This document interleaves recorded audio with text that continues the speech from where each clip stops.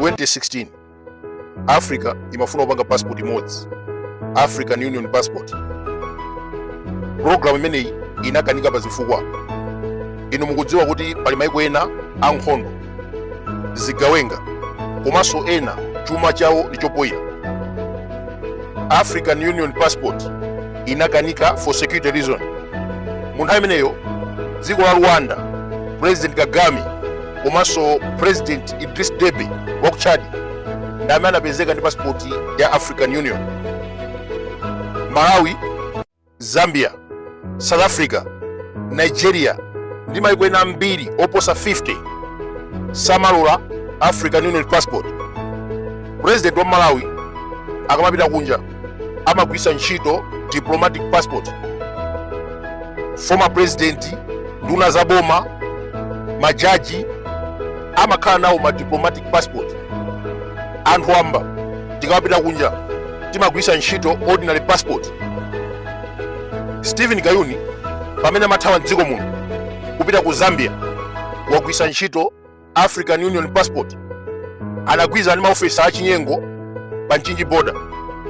Anatuluka mwachisisi osagwisa ntchito ordinary passport ndikugwisa ntchito African Union passport. Wathawa ndikupita ku Zambia, kumene kwakwera ndege ndikukapezeka ku Ethiopia. Kumeneko anagula nyumba, ali nyumba zake ziwiri, kuliso mkazi ndikumene akukhala pakali pano. Now the question is, Stephen Kayuni anapeza bwanji passport ya African Union?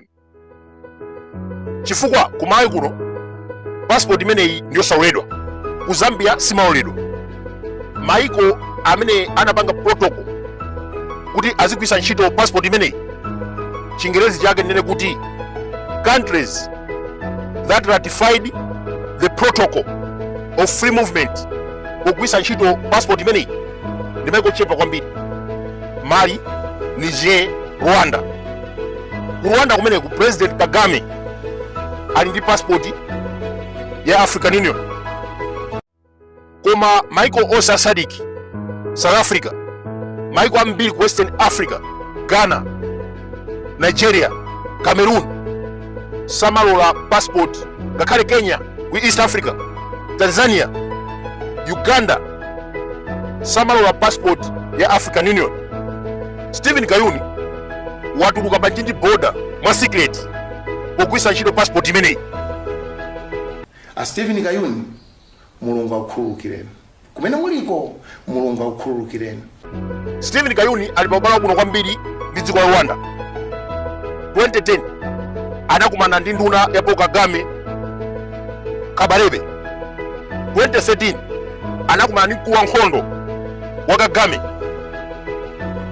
2016 pamene amagwira ntchito ngati senior state advocate anagwira mkulu wina ku Rwanda olemera kumawe kuno, Vincent Murekezi, amene akuti ameneyu anapalamula milandu ya genocide kwauko. Anamutumiza atawacha abwera. Stephen Kayuni anamutumiza ku Ministry of Homeland ngati principal secretary. Anatsogolera ntchito yolanda katundu wa ma refugee. Iyeyu pamodzi ndi zikhale ng'oma tinaona kulanda katundu, kumanga ma refugee ndi kuwazuza munjira zosiyanasiyana. Analemera ndi kugula mahotelo ku Zambia. Anamanga nyumba ku Ethiopia.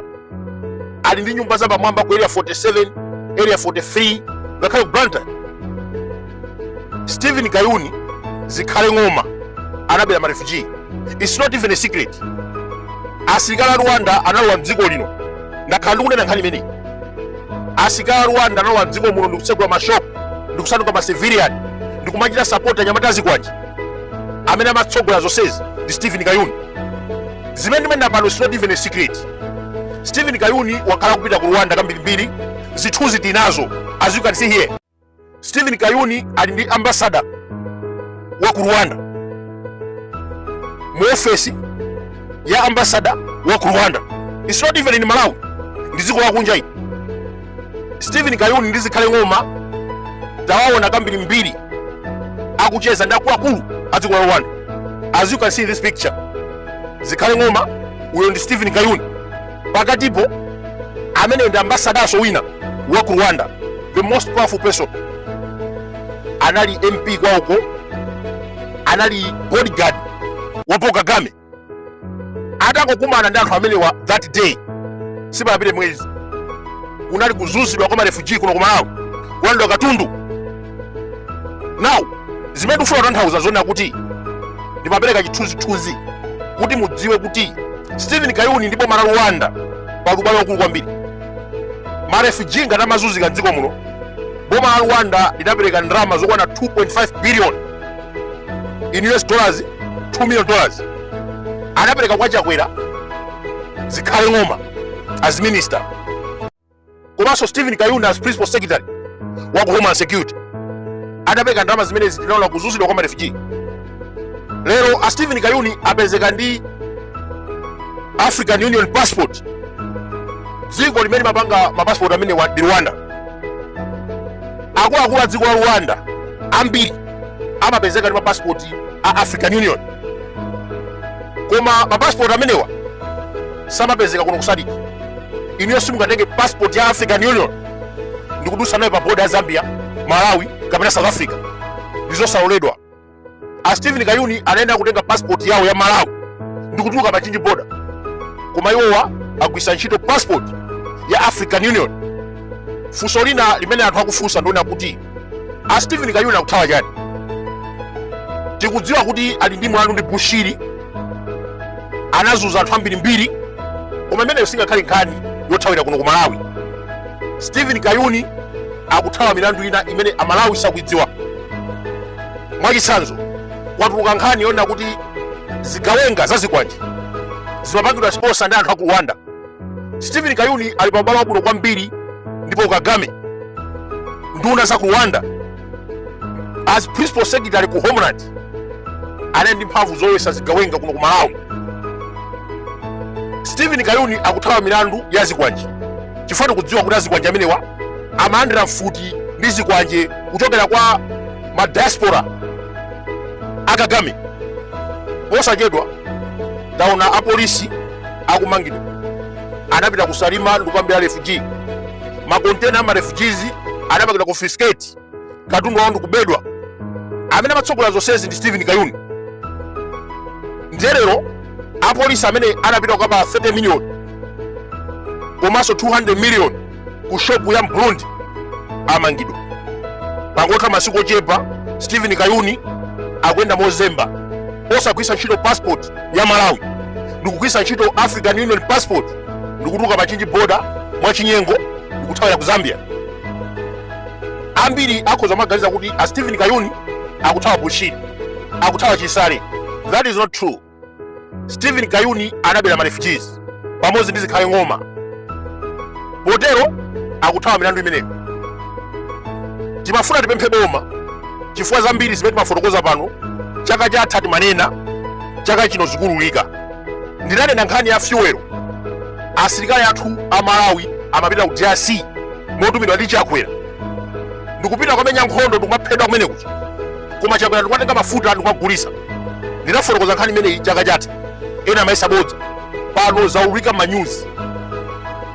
Mundikhululukire kuti zipolopolo za nkhondo imeneyi zakupwetekani pokudikiritsani ma filling station. Komano chomwe ndikufuna mudziwe nchakuti anthu akunokima omwe apanga zinthu zosokoneza mafutawa niwadziwa, ndipo akudziwa kale kuti potha zisankho sabata Malawi ntchito zawo zikhala zitatha.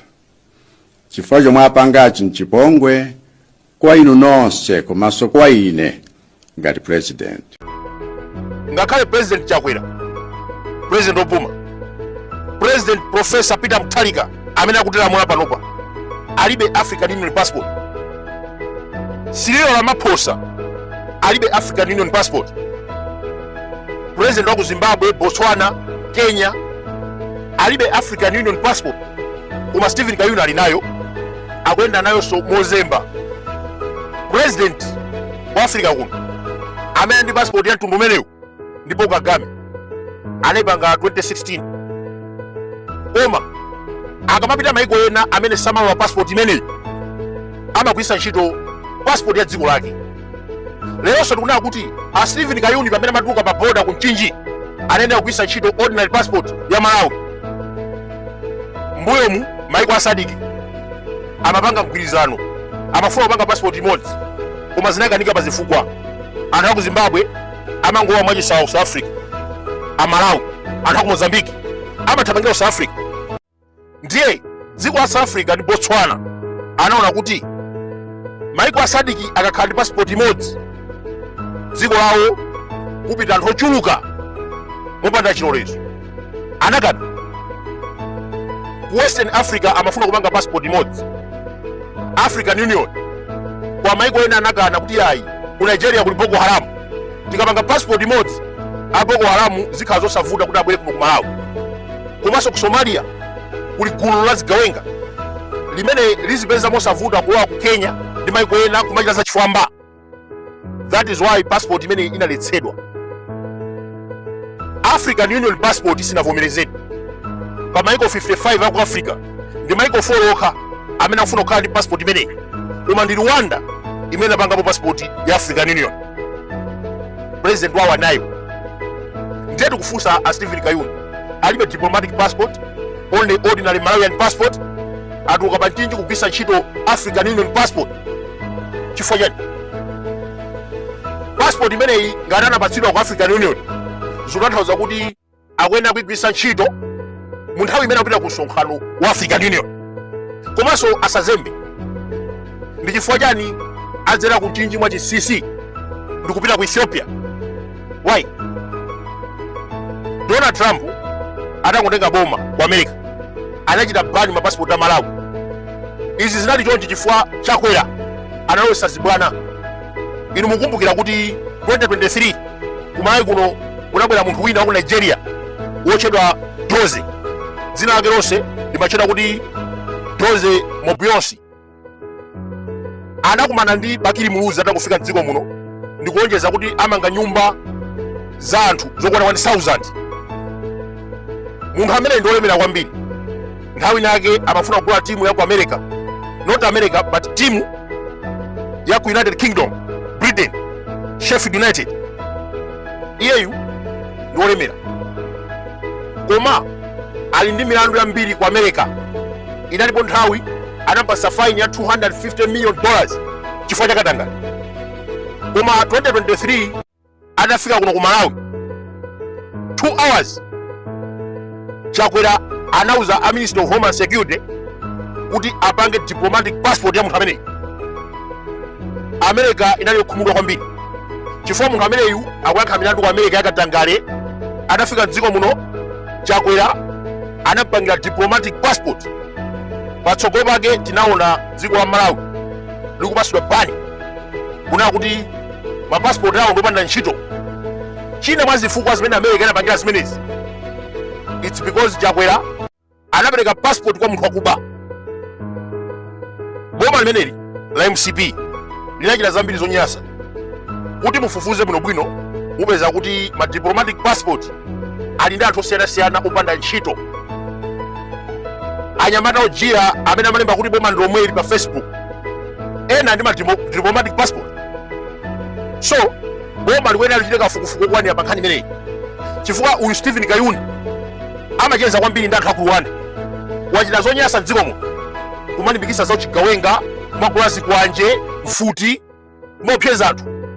That was Stephen Kayuni. Chifukwa ambiri simukudziwa Stephen Kayuni amagwira ntchito ngati DPP. DPP ndi abbreviation kutanthauza kuti Director of Public Prosecutions. Anali bwana omanga anthu kuno ku Malawi. Kumene kuja anamuchosa ntchito atamangisa Martha Chizuku. Anamuchosa kumeneko ndikumpitisa ku Minister of Homeland Security. Anali Principal Secretary. Amathandizana ndi zikhale ng'oma omanga anthu osalakwa. Anazuza ma refugee ndi amene amatuma apolisi aziteteza anyamata azikwaji. That was Stephen Kayuni. Ambiri mukhoza maganiza kuti Stephen Kayuni wathawa dziko muno chifukwa cha Bushiri. That is not the case. Stephen Kayuni nkhani yazikwanje, nkhani yokhapidwa anthu osiyanasiyana mdziko muno ndi amene amula apolisi kuti azingoyang'anira namiwa kumenyera. Stephen Kayuni ndege pamene magwa ku Chikangawa, Stephen Kayuni anali Principal Secretary. You need to understand kuti munthu amene waita zopi. Pamene milandu yatuluka anyamatazi kwanje ali ku polisi. Apolisi amene amabera ma refugee ena amangidwa. Stephen Kayuni wathawa yekha ndikupita ku Zambia ndikukwera ndege wapita ku Ethiopia. Akuthawa cha mwana waine amakanidwa kupita kupangidwa treat mpaka na tinantu mwana atintumize ku Malawi. We sent our child here kunoko ku Malawi.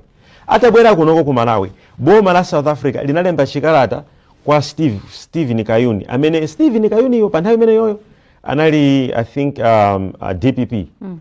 Anakamba kukana kuti mwana waine apita kalandire treatment ku Kenya mpaka mwanayo anamwalira. Pamene kama jeke damalamula kuti tikufuna ati mange ma refugee, Stephen Kayuni anali pomwepo. Stephen Kayuni ndi amene amatsogolera this process yolanda katundu wa ma refugee. Stephen Kayuni ndi amene amatsogolera process yoteteza anyamatazi kwanje. Ngati munaona anyamatazi kwanje sanamangidwe, it's because of Stephen Kayuni. Samir Suleiman, Kangata, Chisale, ndiye na mbiri mwanamveka anamangidwa dziko muno because of Stephen Kayuni. Pachichewa pali mawu amene akuti oyipa athaweka. Akuluakulu tinene zoona kuti boma achakwera linali boma la anthu mamitu. 2020 APM pochoka anasiya fertilizer, forex, fuel. Lazarus Chakwera sanavutike. Atafika ndikupeza fertilizer wa APM amamugulisa 4,495. The following year analephera. Anagula fertilizer ku butchery.